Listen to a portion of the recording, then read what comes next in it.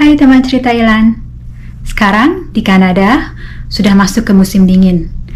Resminya sih saat ini masih musim gugur dan winternya nanti secara resmi akan dimulai pada 21 Desember. Tapi walau resminya masih musim gugur, kadang-kadang sudah turun salju dan suhu berada di bawah 0 derajat Celcius.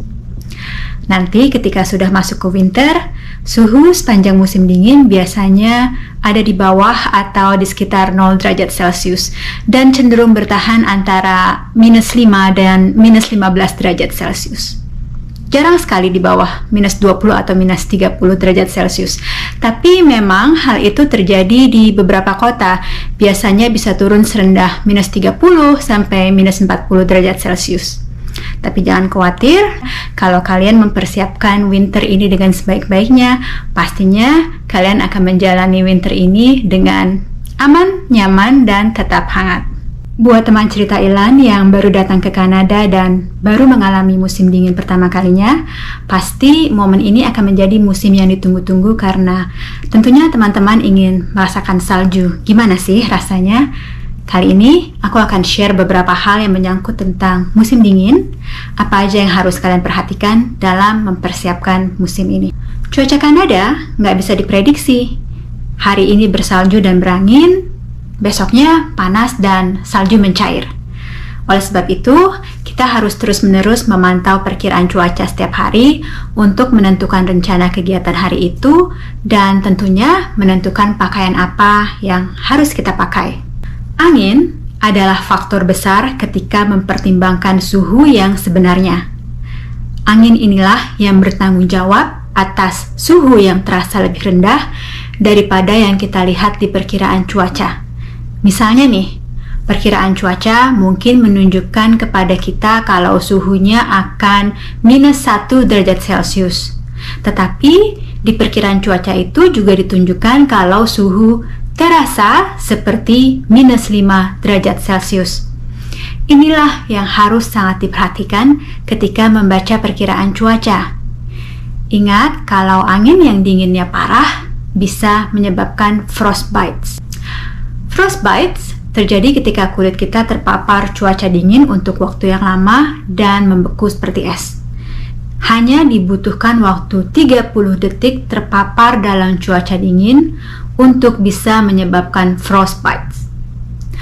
Area yang paling sering terkena frostbites itu biasanya tangan, kaki, hidung, telinga, dan wajah. Selain faktor angin dingin yang tinggi, pakaian basah, konsumsi alkohol atau obat-obatan adalah faktor lain yang berkontribusi terhadap frostbites. Waktu frostbites terjadi, kamu bisa mengalami mati rasa serta bengkak dan melepuh. Kalau hal itu terjadi, pastikan untuk nggak menggosok atau memijat area yang terkena frostbite dan jangan biarkan kulit kalian terkena panas secara langsung.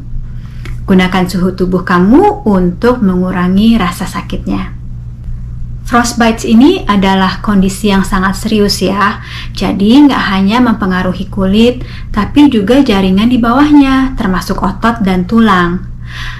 Nah, kasus-kasus yang buruk itu bisa menyebabkan terjadinya amputasi. Jadi kalau kalian kena frostbite, carilah pertolongan medis sesegera mungkin. Telepon 911 kalau kamu terkena frostbite. Supaya nggak kena, pastikan kamu mencegah dengan memakai pakaian hangat tentunya, sarung tangan, alas kaki, dan nggak membiarkan kulit kalian terpapar suhu dingin yang ekstrim. Kamu juga bisa mengoleskan Vaseline di pipi dan di hidung untuk melindungi dari kekeringan ketika terjadi suhu udara yang dinginnya sangat ekstrim. Selain memakai pakaian yang sesuai, hindari menunggu lama di halte bus atau di stasiun subway saat cuaca lagi dingin. Kalau kalian tinggalnya di Toronto, kalian bisa cek website Toronto Transit Commission untuk mengetahui jadwal kedatangan bis dan kereta. Ini penting banget ya untuk menghindari kalian menunggu di halte dan stasiun terlalu lama. Selanjutnya, pastikan kesiapan kamu juga di dalam rumah untuk menghadapi musim dingin ini. Seperti misalnya, cek pemanas ruangan, pastikan berfungsi dengan baik. Kemudian, pastikan kamu punya humidifier di rumah untuk mencegah mimisan, karena mimisan terjadi ketika udara sangat kering.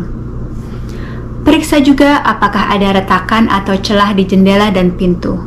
Kalau ada, tutup atau sekalian aja diganti. Kadang-kadang nih, ada badai salju yang bisa menyebabkan mati lampu.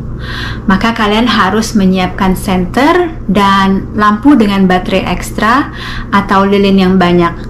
Juga jangan lupa selalu siapkan makanan yang tidak perlu dimasak. Karena di sini kan di Kanada kita kalau masak pakai listrik. Ketika terjadi mati lampu, kalian nggak akan bisa masak sehingga kalian butuh roti atau makanan dalam kalengan supaya kalian masih tetap bisa makan.